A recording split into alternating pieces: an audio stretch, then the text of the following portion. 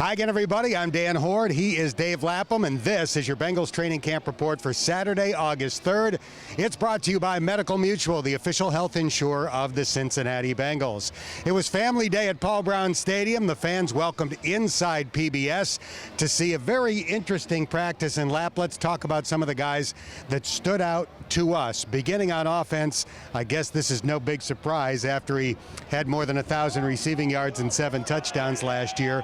But Tyler Boyd made multiple touchdown grabs today. He did, and ran his routes so efficiently, did something with the ball after the catch, and he's so sudden with everything. You know, I mean, even though it's a practice, you know, whether it be 7-on-7 or red zone practice, whatever, it's warp speed for him. I mean, he takes every rep like it's a game rep, and I think that's what makes him such a good player. I think game day becomes a vacation for him because he works so hard, you know, during the course of the week and honing his craft. And yeah, I think that he's not done. You know, I think he got that 1,000-yard season. I think he's going to build and build. I don't think he's content. I think he's not, you know, it's not going to be a plateau. I think he's going to try to increase that and do more.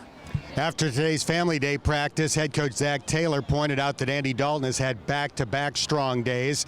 Jeff Driscoll's had a very solid camp. I thought that rookie quarterback Ryan Finley had his best day today. Very sharp in the red zone, including a beautiful touchdown pass in the back of the red zone, back of the end zone rather, where he put it up high where Josh Malone could go up and catch it. I agree with you. I think he stepped up, and you know, I think it was more of a crowd. You know, I'm not saying it was a game condition.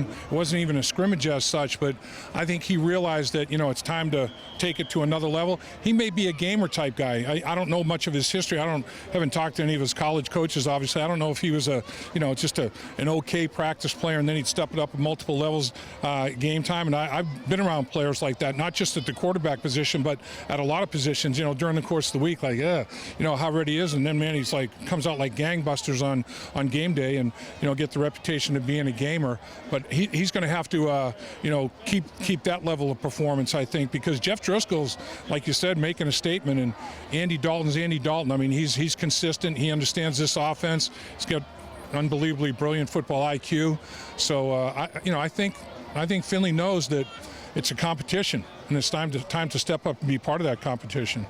On the defensive side of things, linebacker Jordan Evans had several pass breakups, earning a high five from his defensive coordinator, Lou Anarumo, late in practice. Yeah, I mean, he came off the field and Lou gave him that fist bump and, you know, said that's big time. You know, it was after one of the pass breakups that he had. But, I mean, this is a kid, you know, 6'3", 240-plus pounds that can really run. He's got great athleticism. I mean, they loved the way he defended the pass at Oklahoma. I mean, in the Big 12 was all, you know, spread the field and, you know, just throw the ball 70, 75 times a game, some of these offenses. So he's very familiar with that.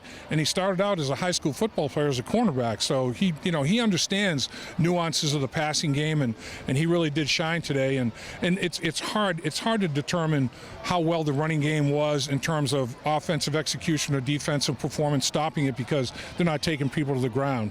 So, you know, you're going to have to really watch film study to see, well, they wouldn't have made that tackle on Joe Mixon in that crease, but in the run, he's shown. The quarterbacks were in orange jerseys. The defensive players under strict instructions do not hit the quarterback.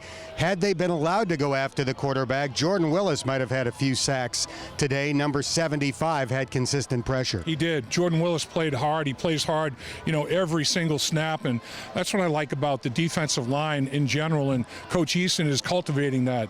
You know, Sam Hubbard, effort guy, you know, snap after snap after snap. Ryan Glasgow, same way. Willis, you know, they came out of college with that reputation. Now they're building on it in the NFL. And quite honestly, you know, veteran Pro Bowl players will sit up and take notice of it and start, you know, I gotta up it a little bit myself here. These young bucks are really, you know, flying around and making me look bad. So there's nothing wrong with what they're doing in terms of elevating everybody's level of performance at practice. And Jordan Willis is definitely one of those guys. We are on the field following the Family Day practice. Right now, the players are spread out around Paul Brown Stadium, signing autographs for the fans that came out to watch today. The Bengals will not practice on Sunday.